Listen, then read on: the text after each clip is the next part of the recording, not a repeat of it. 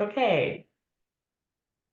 So we are Hello. joined from Cincinnati, Ohio by Crystal Kendrick, the founder of the Voice of Your Customer and the Voice of Black Cincinnati, named one of the top 10 Black entrepreneurs in America in Black Enterprise Magazine. Joined us last year. So glad to have you with us again. This is our entrepreneurship class. We've got a room full here with me at Velma Jackson High School. We're recording this for all of our friends in Madison County schools, Madison Central High School, Ridgeland High School, Germantown High School, and our YouTube channel. So thank you again for taking some time for us today. It's just such a joy every time you're with us. Well, thank you so much for having me. This is the most exciting presentation that I get every year. I just love talking to you and your students and all that you do for your students. This is life-changing. You will be one of the most remembered teachers of all time, and I'm glad to be a part of it. So Oh, you're today, way too kind. Today, considering it is Black History Month and we're talking about Black-owned businesses, and the reason that many people go into business themselves is to create wealth. So today I'm going to share with you just some fun facts about Black business owners, Black wealth, and really hopefully give you some suggestions on some industries that could be really helpful to you. That's All awesome. right, so I'm going to go ahead and get started. The one thing, and if we were together, we would play a game. But I'm not really that wise on digital games and remote games. So I'm just going to share with you some information. So I looked up some of the richest Black people in the world. And these persons happen to all be business owners. Can you believe that? Every one of them were entrepreneurs. So I can't say all of their names, but you will see that three of the top seven are from Nigeria. Three of them are American. We have one from Britain and one from South Africa. But their Including Oprah business, Winfrey, who was from Mississippi. right? Oprah Winfrey is one. She is the wealthiest Black woman in the world, it looks like here. So I looked up all these individuals. The first person has an industrial business. The second person has a telecom business. Mr. Smith has an investment firm. Mr. Stewart owns the largest Black-owned business in America. Um, Wow. Mr. Rabi from Nigeria has a manufacturing business. Oprah, of course, has a media company. Strive has a tech business. And Patrice, who happens to be a male, has a minerals business.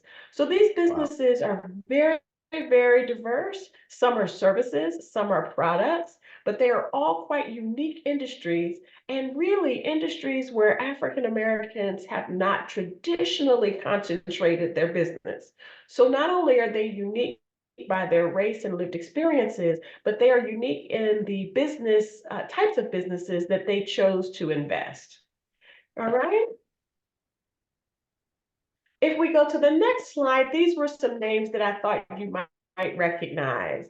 These are some of the richest Black Americans. So the first group I gave you all earned more than $2 billion. These individuals all earn 1 billion or more. Kanye Wow. West, I'm sure you've heard that. Michael Jordan, Jay-Z, Tyler Perry, LeBron James, Sean Combs, and Magic Johnson. Now, Tope, he actually created a business called Calendly. And this Uh-huh. is a system that allows people to get on each other's calendars and it makes it easy to see when somebody outside of your company is available. But what I thought was most interesting, other than, I don't know if it's Tope or Tapi, but other than him, every other billionaire on this list made their money from something other than what they're known for. So Kanye Absolutely. West is a rapper, but he made money on apparel. Michael Jordan is a basketball player, but he made most of his money on endorsements and other investments. Mhm. Jay-Z is a rapper, but he, of course, is making his money in other ways. Tyler Perry is a writer and a producer and all of those things, but he also invested in a movie making campus that other people can make movies there. LeBron James plays basketball, but he makes money in other ways. Same way with Sean Combs and Magic Johnson. And so the thing that ties all of the wealthiest Americans together is business. Now, I did say on the previous page that the wealthiest Black man owns about $11.8 billion. To put that in perspective, Elon Musk, who's the richest man in the world today, is at $271.9 billion. Wow. So, I mean, 1 billion, 2 billion, 5 billion, 271 billion, it's all a lot to me, but but I do think it's really interesting to put it in perspective. So, Greg, I'll stop there and see if there are any questions. Does anybody have any questions about what I've presented so far? We'll get to all the questions at the end. Oh, all the questions at the end. All right. Well, let's keep going. The other thing I thought would be interesting was to share with you the largest Black-owned businesses in America. And most of us know that Worldwide Technology has 10,000 employees, $17 billion in revenue, and their work is IT products and services. The Act One Group does staffing. Bridgewater Interiors does automotive parts. Of course, there's a Coca-Cola Beverages Company of Florida that handles bottling and warehousing. Modular Assembly does automotive parts. Thompson Hospitality does food and facilities management. Urban One is Radio One, TV One, that whole network, that multimedia network. And Hightower Petroleum is owned by my dear friend Stephen Hightower. So I do know him personally. He lives up here in the greater Cincinnati area between Cincinnati and Middletown. And he is the most unassuming person you would ever meet. But he is also one of the wisest business people that I've ever met. And he is doing great things. He has brought his children and family into the business. And because of that, he is growing his business into different avenues and spin-offs and so on and so forth. So that's the dream that most of us have. And my friend, Mr. Steve Hightower, is living that dream. All right. We'll go on to the next slide. Now, one thing I thought was interesting was understanding the types of businesses that Black business owners own. So we looked at Black-owned businesses by industry, and you will see that almost 30% of Black-owned businesses are in healthcare and social assistance. We're very heavily concentrated there. That coupled with professional, scientific, and technical services, that's what I do, is marketing and professional services, is another almost 14%. Then we go down to administrative support and waste management and remediation services, other services that are just categorized differently. We have transportation, retail, construction, food services, real estate, and arts and entertainment. But one thing I thought was really interesting, and I would love for your students to think about as they are looking at entrepreneurship, is that you will see that the largest Black-owned businesses in the world, the wealthiest Black business owners in the world are in industries that are distinctly different than where many Black-owned businesses There you are go. concentrated. Yes, absolutely. And so, as you're thinking about it, as you're moving forward into entrepreneurship, I really encourage you to think about your industry and how you can differentiate yourself. Because most of us don't hit that plateau, that status, until we start to invest in things where we are not so heavily concentrated as a population. And those fields can include tech, manufacturing, retail,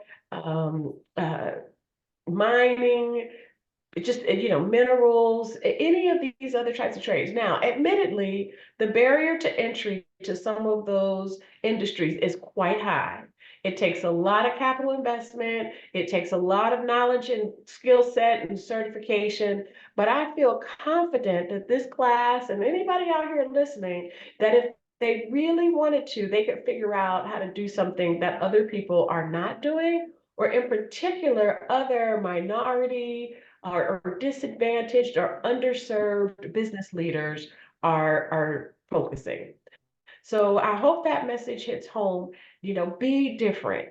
And if you're going to be the same, you have to figure out how you're going to be so uniquely the same, so unique that even though you're in the same industry, you stand out from others. Or you have to be the low cost option. So I'll give you an example. McDonald's doesn't have, it's one of my favorite hamburgers. Now I will say that. But McDonald's, when you stack it up with the quality of the beef and some of the other more expensive hamburgers that we've all had, McDonald's is a low cost option, right? Yep. And when you compare it to some of the steakhouses that have filet mignon hamburgers and special kind of bread, it's quite different. It's not the most expensive hamburger, but it's quite tasty. It's very convenient and it's very consistent. And so McDonald's makes a lot of money on a low cost item, but they have figured out how to do that well.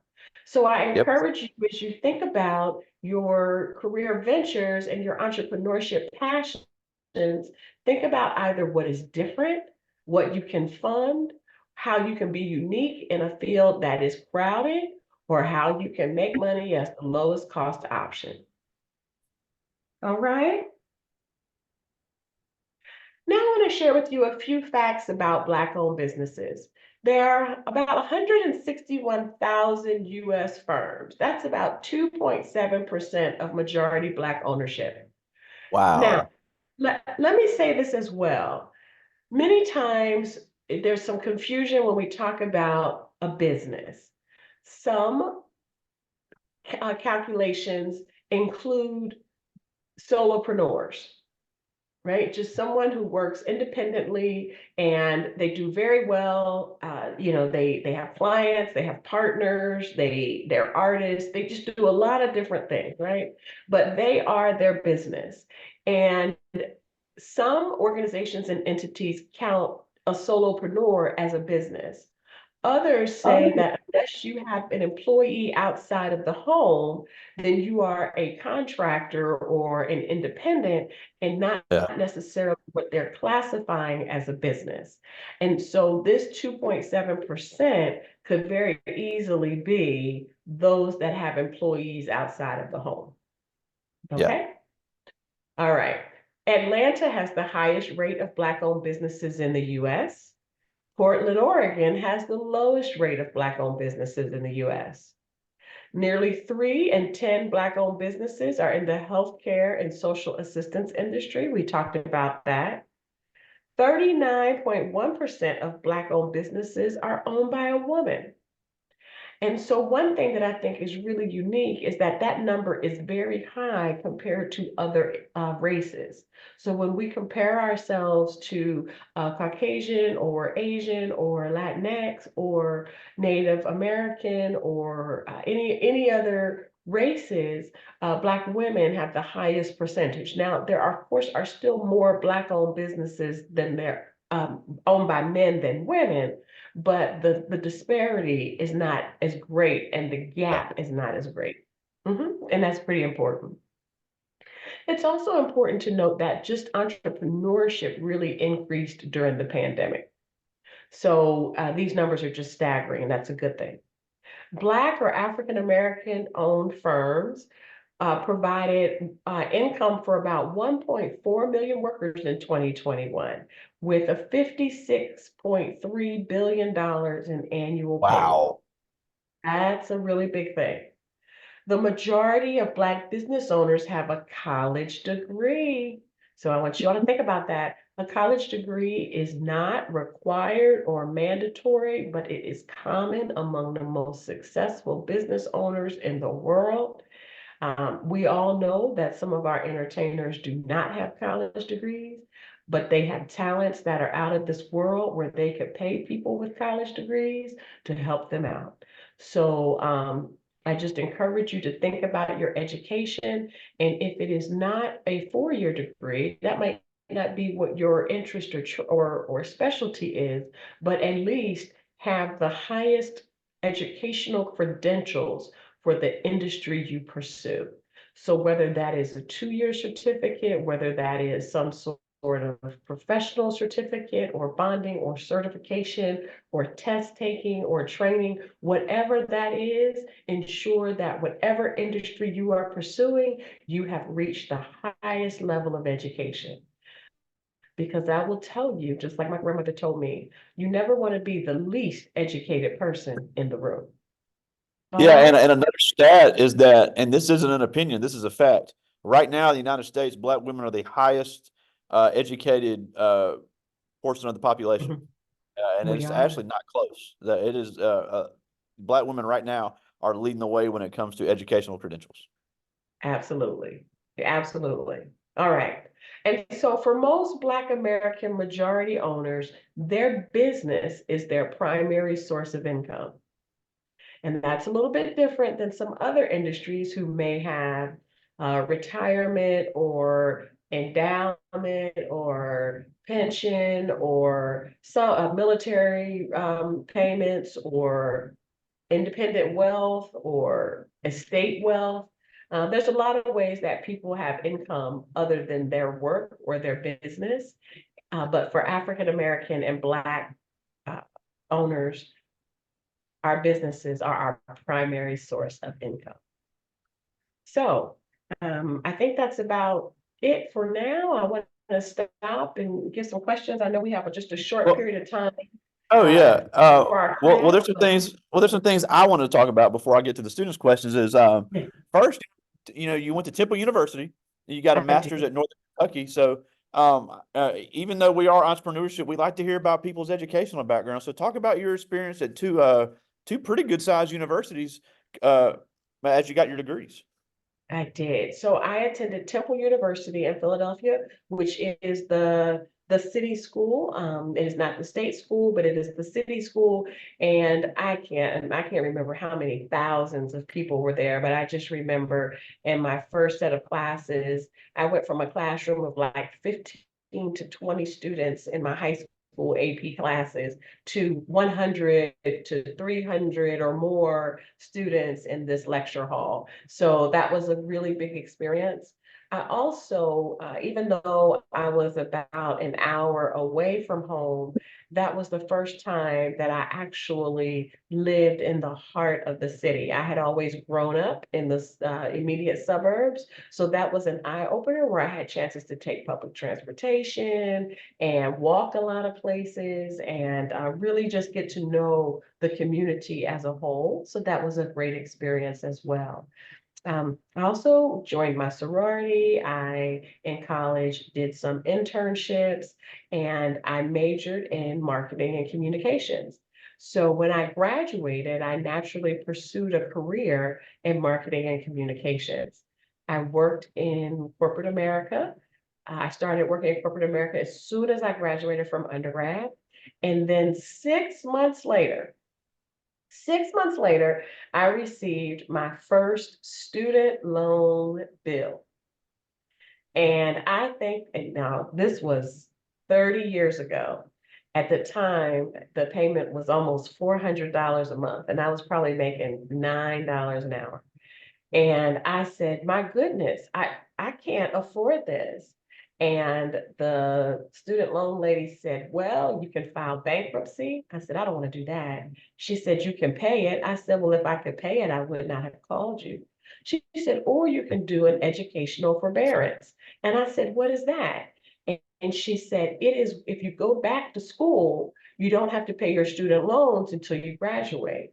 So I was enrolled 30 days later in graduate school. And that is how I finished my education very early in life. But that was a gift and a blessing that happened to me. And when I graduated, I, of course, was able to earn an income that afforded me the opportunity to pay my student loans back. And That's honestly, awesome. I paid I paid on my student loans for years. And it wasn't until I secured my first contract as an entrepreneur that I actually paid off my student loans. So Wow. entrepreneurship helped me pay off my student loans. Yeah. Now, something you mentioned in that presentation, which I think is, and we've had several guests in this class that have said the same thing, is finding a way to stand out. And in the Mhm, Cincinnati area, you saw a need for the mhm. voice of your customer and the voice of Black Cincinnati. So, talk a little bit how those businesses were born, because it really was something that was needed, not just in the Black community, but in the business community of Cincinnati. Absolutely. And so I just gave a talk this morning with one of my clients, and what I said was I was in customer service for many years in corporate America. And we would pay a lot of money for these research studies around customer service and customer satisfaction. And for whatever reason, it just felt like we were not getting the what I was hearing every day from customers on the phone. And so I had this passion through an initial Six Sigma process that talked about the voice of the customer and how you get the authentic voice of the customer. And when I saw that, I knew that that was for me. I had a word for it.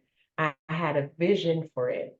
And so I launched the business, and it was incredibly successful. I actually was doing secret shopping for local businesses when I decided to leave corporate and go into um, entrepreneurship and add this market research that I learned through Six Sigma training with my secret shopping. So that's how I started The Voice of Your Customer. And then in 2016, I launched a media company called The Voice of Black Cincinnati. And that was because as a marketing company, I struggled for years to get local media to cover positive Black news stories. And so I decided that, or Black news stories from a lens of an African American resident. And so I started that media company just as a way to communicate my customers' information. And today, that media company has a million page views on our website. We have Yeah. 70,000 social media followers. We have 11,000 newsletter subscribers, and we have 5,000 text subscribers. So a dream can go a long way with a lot of hard work and a lot of dedication. Yeah, and like I said, you've been featured in numerous national publications because it really was something new. It was you saw a need, and Mhm, there's nothing wrong with starting a business as somebody being a competitor for another local business. Local mhm, competition drives local business, and that's fine. But the ones that really stand out are the ones that create something new. mhm. And then and you mentioned too about going to college. Going to Yes. college isn't necessarily learning how to run a business. We have another guest in this class who is a local doctor. She's the only Uh-huh. black GI doctor in the state of Mississippi. Yeah, black Wow. female GI doctor in the state of Mhm, Mississippi. And she decided to open her own practice. And she mhm. said, I knew everything about being a doctor. I knew how to take care of everybody's digestive system, but nobody taught me Uh-huh. how to run a. That So is absolutely. this is a person that went to medical school. So Uh-huh. that education, no one had to have a good product is one thing, but also Mhm, knowing the business side of it, because, and these young kids, they see all the stuff on Instagram and they hear all the rappers. mhm, And, I always joke mhm. about the Jasmine Sullivan song about, I'm going to move to Atlanta, start a business and be rich. And I'm like, it doesn't work like that. There's a lot No. lot of groundwork and a lot of planning that has to take place. So, Uh-huh. talk about it. Obviously you had a degree in marketing, but Mhm. talk about the learning curve that you faced when you first opened your business. Absolutely. So when you open your business, I had a professional services company, and I also had a degree in market and business. So I had some understanding of business, but what I didn't have was the details of how to do it. So while I understood the principles of accounting, I didn't know how to do my bookkeeping and accounting. While I understood the principles of finance, I really didn't understand my costing systems and the cost of money and the best place to get financing and lending. while I understood technology and the value that it brought to a company, I certainly couldn't fix my computer or set it up or install software. And so you do have to gain access to those things. I will say today, businesses and young people have the good fortune of Chat GPT and YouTube and all these things that you can just Google and anything, and somebody will tell you how to do it. But we didn't have that when I started my business. So you just had to call somebody. You had to hope you were getting the right person. You had to, um, trust that they were giving you a good price because you really didn't have a good way to compare it.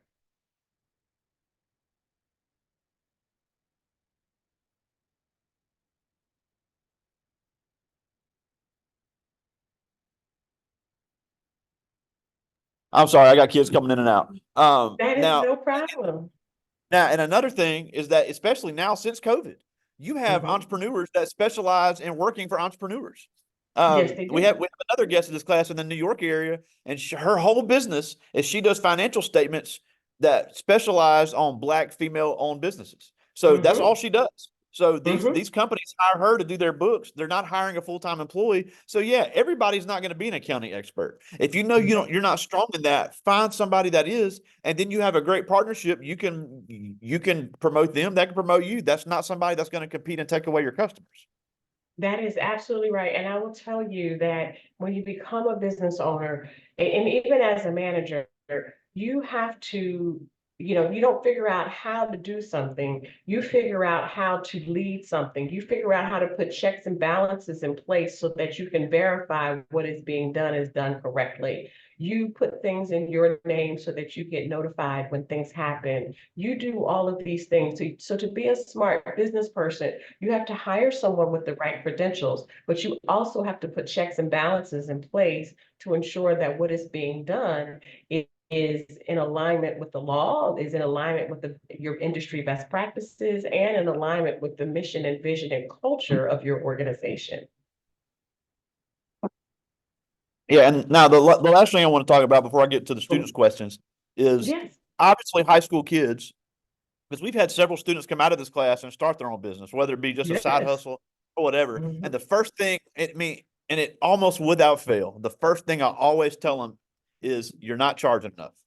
I can tell from the Oh, jump, because you have to get out of the 16, 17-year-old mindset of what your mhm, friends want and trying to mhm, be the cheapest. Because, like you talked about before, you can find ways to set yourself apart. If you can offer something else, that gives you the ability to charge a little bit more. If you can mhm, have a better product, that gives you the ability to charge a little bit more. Sales is a mhm. mental game. If you can say, Yep. look, you pay XYZ, this includes this, this, and this, you can always be selling, and that can give you the ability to charge more. Now, you can't rip people off and you can't not Mhm, be able to back it up. But if you're mhm. able to offer more things, no matter what your business is, that gives you the ability to not try to be the cheapest. That's right. No, you don't have to be the cheapest. I will tell you, you have to be the smartest. And sometimes that doesn't mean the highest price. You don't have to charge the highest price. Sometimes the smartest is the person who charges the lower price for a reason, for opportunity for more. So I will tell you, when I started my business, my prices were not very high because I did not have the experience to go with it. So if I wanted to break into the education industry, then I would do work for free or no cost or something just so I could say that I had that on my resume. Or I would do a very good job for this department so that I could be shared by all, so that other departments would consider me for doing something. And then I would then increase my prices based on the effort. I will tell you, when I started my business, I thought that all projects, all customers, everything was the same. And so I had the same price for everyone. What if you have to do is really scope out what that is and ensure that you are covering your costs, or that and making money, as we say, take money off the table, or that you have a reason for not covering costs. And that reason Absolutely. could be a greater cost in the future. But sometimes you do have to, start at a lower price, not the lowest price, not $10, not, I've seen some of these things that it costs more to process the payment than it does for the payment. So if I have a customer who wants something that is less than a certain threshold and I want them to have it, I just give it to them because it costs me more money to process the request. I got to pay the bookkeeper to do the invoice. I got to pay the fees on the card after they pay. I have to pay the money to come to my account. Like I'm not going to do, and then I have to pay the accountant or somebody to send them an in or 1099 or at the end of the year, like that's not worth it. So if I don't take the work or if I want them to have it, I do it for free and I put it as pro bono. Absolutely. Well, I do have some good questions. I want to get to as many of these as I can. This first Okay. one is Donovan Harris. He's a senior here, one of our on our champion archery team. So Oh, okay. yeah, absolutely. So he asked, what type of benefits and what type of rewards do you really see when you get to help a new business? Oh my goodness. The emotional and personal reward is unbelievable. I am very fortunate that I do a lot of work that sets the strategy for my customers, for my city, for my state, for my community. And so the reward is when we do this research and we come up with recommendations that are implemented and really benefit the populations that we intend to help, then that is very rewarding. It is also rewarding when you get to decide how you want to spend your philanthropy dollars, right? And so I get to decide, or my team gets to decide how we want to spend our philanthropy dollars and our philanthropy time, our give back to the community. So, so those things are important. I mean, that is just incredibly rewarding. It is rewarding when, employees tell you that, now that they have a steady check and now that they have, they like to do their work, they like their training, they like their certifications, how they feel like they're a better person. It is good when people visit my website and say, because of you, I found a job. Because of you, my business was, grew. Because of you, my uh, event sold out, right? Wow. So I was able to take advantage of a scholarship. So being an entrepreneur is incredibly rewarding. But I will also say that it is not always lollipops and balloons. Um, Being an entrepreneur is exhausting. And when nobody else comes to work, you have to do it. And so you see on social media, you hear all the great stories of, oh, I got a new contract. Oh, I'm moving. Oh, I'm doing this. But at the end of the day, those days, you have more bad days than good days. But the good days are so good that it outweighs the bad. Absolutely. And you mentioned about spending your philanthropy dollars. I know on your presentation you had Robert Smith, and he famously Mhm. a few years ago paid off all the student debt of the graduates of Morehouse and their You parents. sure do. So yes, And that did cost him some money, but you look at how he spent his philanthropy dollars, people see how he's doing that, and that probably mhm, wound up making him a good bit of money because people are like, look what this guy's doing for the community. That's the kind of business I want to get behind. absolutely. Absolutely. This is Christian Wolf. He's a senior. And he asked, what is your biggest struggle being a black female business owner in the Cincinnati area? The biggest struggle that most Black businesses have, not including Black women, we have three challenges. One is funding, and funding is very difficult because most of us have labor intensive businesses, such as professional services, healthcare, and social services that you saw as the top businesses. So I say that those businesses are not collateralable, right? So that we don't need money for items that can be repossessed, like a car or a building or a piece of fancy equipment. We need money to pay people to do the work. And it is very hard to get that money. There's no mystery that African Americans have really struggled in securing lines of credit for our businesses. And it's for a multitude of reasons. Yes, it is some systematic and some systemic, and some of us just making bad choices in our lives. And Some of us have just been victims of identity theft and all kinds of things that just come together and just make it difficult for us to borrow money. So that is a challenge, is access to capital. Another thing is that many of us struggle to hire our first employees. That's why so many businesses do not have employees. They have contractors or themselves. They work as solopreneurs because we cannot, get the resources together to start to pay someone on payroll. And that's why we struggle with the PPP process because most of us did not have employees. And then the last thing is just really exposure. I mean, marketing is very expensive. And so you have to be very innovative about how you can market your business. And I would tell anyone who is on this call or thinking about starting a business, Google and ChatGPT, innovative ways to market your business.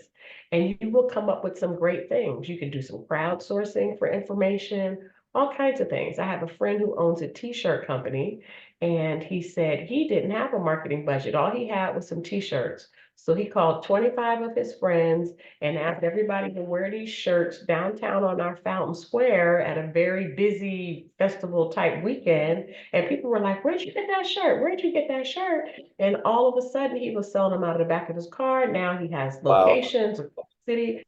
So being innovative. If it was Cincinnati, it was probably the Chili Fest, knowing the way y'all love the chili in Cincinnati. We do like chili in Cincinnati. And that's a great segue into this question because this is Tyler Myers. He's in ninth grade, one of our football players here. And he asked, what was your biggest struggles when it came to gaining the money to have your startup cost for your business? The greatest struggle was just paying your monthly bills. I was very fortunate that um, I still received a small income as I actually started my business when I was still working, right? And so I just tell people all the time, stay on your day job as long as you possibly can. Stay there until you just physically cannot do both, and then try to stay longer. And I Yeah, say and that I'm seeing more and more, more and more of our guests are doing that. And I gotta show you once we get done. I gotta show you the website. We have a guest in New York. No lie, she's a full-time special ed teacher in New York City schools and runs a dang funeral home. How in the world she does both, I will never understand. But she was like, I can't get benefits, and I was like, you're better than me. But more and those more of these benefits. entrepreneurs are really they're sticking with that to have the steady income, especially since COVID. The benefits, the job security, all of those different kinds of things are very, very challenging. Now, that's not to say that at some point you don't grow enough to afford to pay those things outright, but I would just really encourage you to stay in your comfort zone, whether that is with your parents or on your day job or whatever. And I have several friends who are entrepreneurs who keep part-time jobs at the store or wherever they are just because they have benefits. Yeah, I just like because this one. they have This is benefits. Colton Johnson. He's in ninth grade, member of our band here. And he asked, Mhm. what do you enjoy most about your career? What I enjoy most is delivering final products to our customers and them being happy about the work we've done. As I mentioned, a lot of the work we do is strategic, so people take our recommendations and implement them.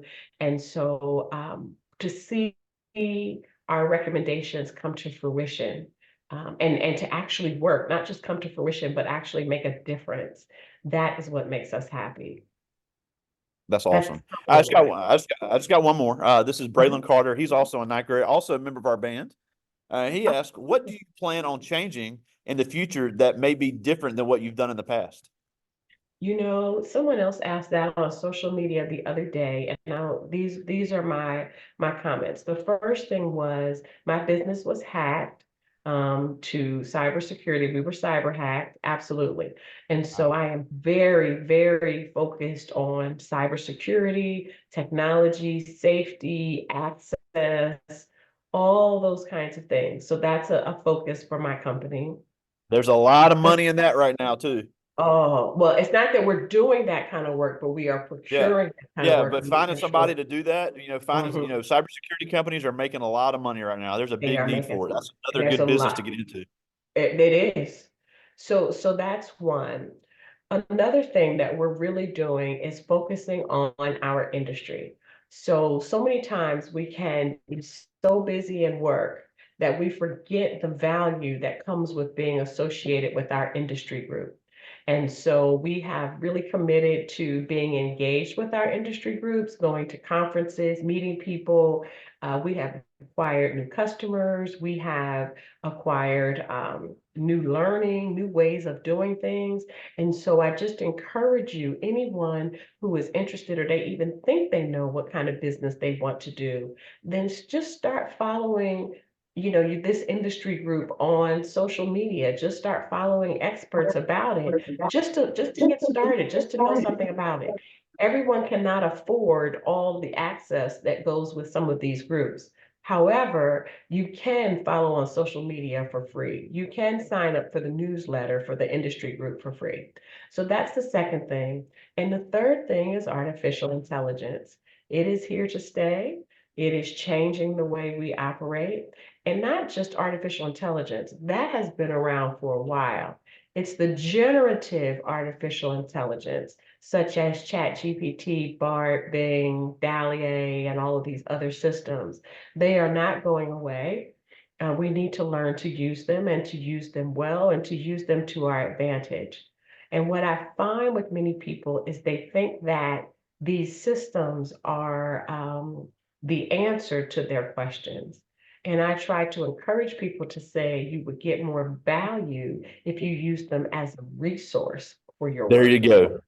There you go. And Mhm. and you also made a great point about following the right people on social media. Look, I like following celebrities on social media too. I have people I'm a fan, Mhm. but also find people that are positive that can actually uplift your business, uplift your academics. There's nothing wrong with with liking certain celebrities, but find other people that are positive to follow too. Absolutely. I say that all the time. That's such a big deal.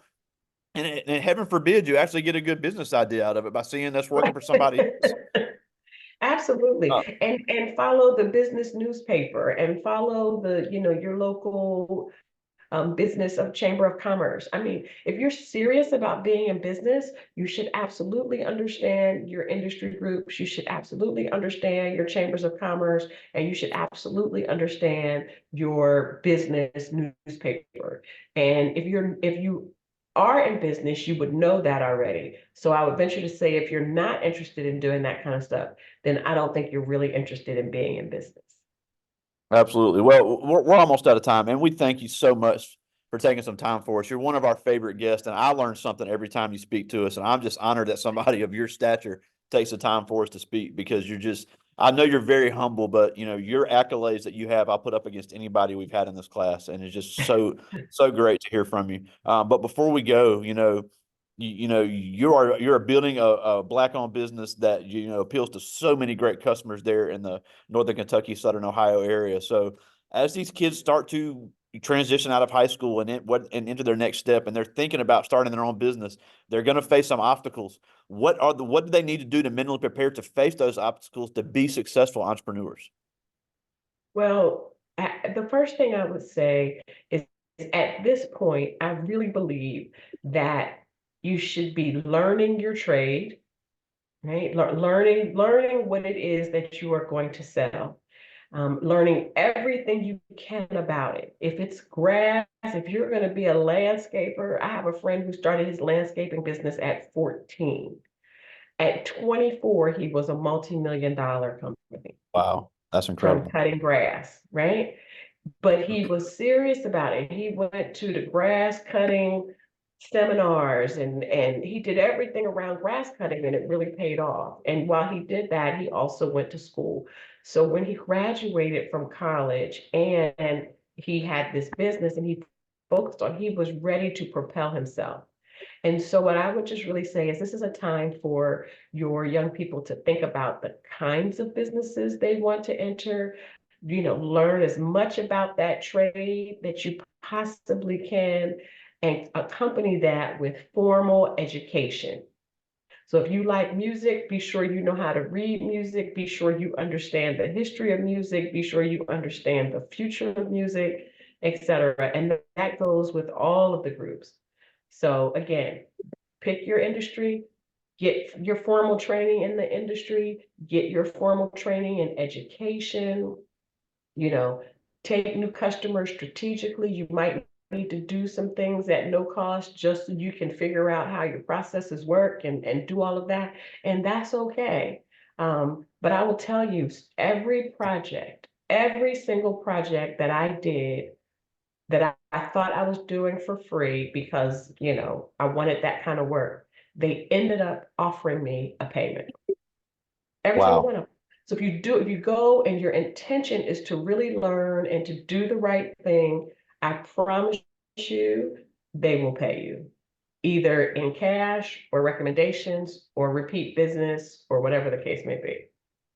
That's awesome. Now, before we go, the voice of Black Cincinnati.com. Yes, the voice of Black Cincinnati.com. If you are ever in our area, we hope that you will visit our website and stop by and let us know what's going on in life. Yeah, I've But never we been to also Cincinnati, but it's a great city, the chili capital of the world. the chili capital of the world. We do eat a lot of chili, and we eat chili with spaghetti. We don't eat chili with rice. Well, again, we thank you so much for taking some time for us today, and it's just amazing that somebody takes the time for our young people, and we and how appropriate during Black History Month for you to Absolutely. really share about the possibilities of Black business owners, Black wealth in our country. So I'm gonna send you an email here in a second, but again, we thank you so much for joining us, Crystal Kendrick, all the way from Cincinnati, Ohio. Thank you so much again for taking time for us today. It is my pleasure, and I'll come back anytime you invite me. Love it. Thank you so much. Talk to you soon, buddy. Take care. Bye bye.